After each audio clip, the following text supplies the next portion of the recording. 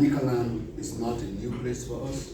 Your colleagues here know that we normally frequent this area, and I cannot say more than the appreciation I've had in the past of the hard work of people from Manicaland.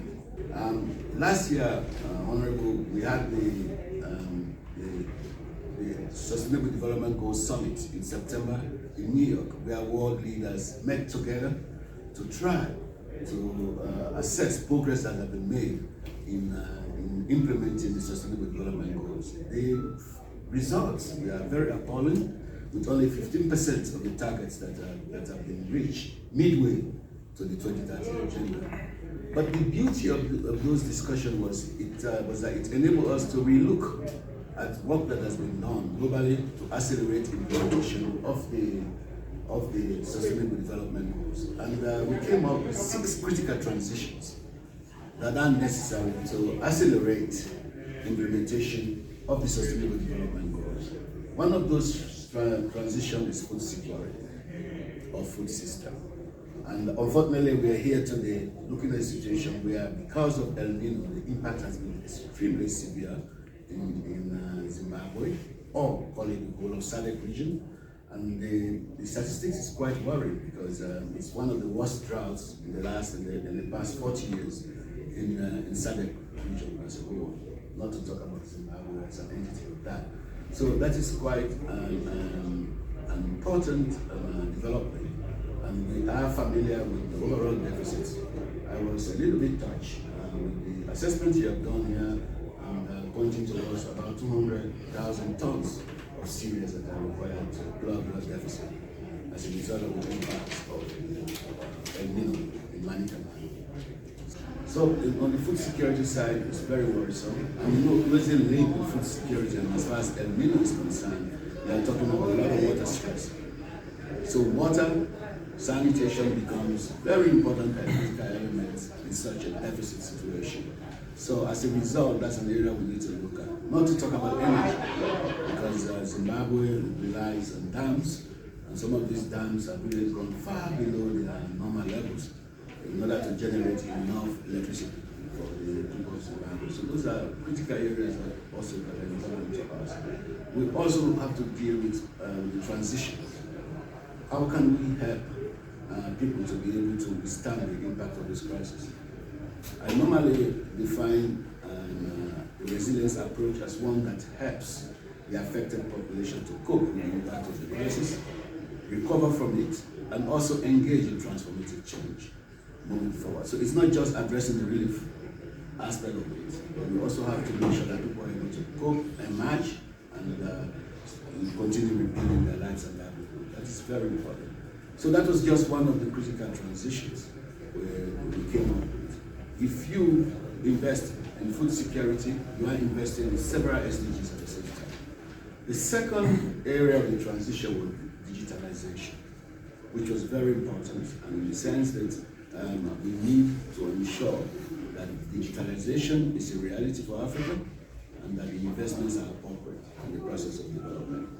The other transition was energy, which I just alluded to, especially renewable energy, on what type of investments that are required to ensure that basic rudimentary energy is available to the people of Zimbabwe. We also have social protection and jobs, which is your concern you have raised right now, which was part of the transitions we discussed.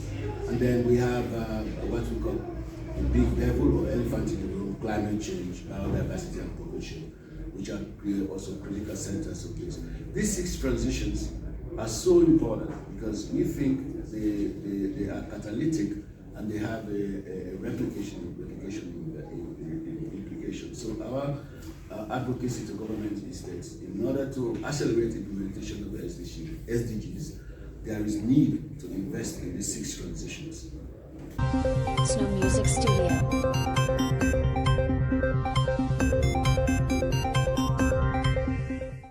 The reason why we are coming here was to try to listen to you people to actually tell us what has happened with this big crop failure, that has happened in Zimbabwe as a result of the drought, and how it is affecting the ordinary farmers, yeah? And what they are planning to do to overcome these current challenges they have. I am there to talk about starving in Zimbabwe. According to this starvation, we don't have money to pay school fees for my children. Since I use this money to buy food for my children. So my children are not going to school since I got no money to pay for their school fees. For better school fees, I'm using there to buy food for my children. So the little money I get, I go to the market in Utari to beg some bananas, to beg some vegetables, and come with them to sell around the village. And there I get a little money for my children, to eat there, to feed my children. I don't have a husband. I'm surviving alone, and I've got some orphans. I've ate my own.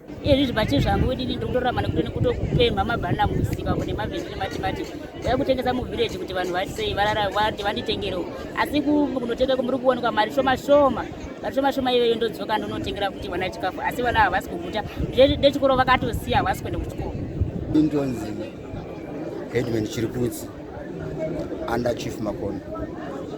Ndingati dambudziko ratiri kusangana naro muno chokwadi chekuti kune nzara, but chatiri kutarisirawo ndechekuti kana kuri kwokuti chikafu chiri kupuwa 1 welfare yozouya kupa 1%, but tinotarisira ndepekuti vakasvika pa120 vasvika 140 vasvika 150 zviro kuti vanenge vasara vaya havana chavabatsirwa nako vanenge vachitofa nenzara.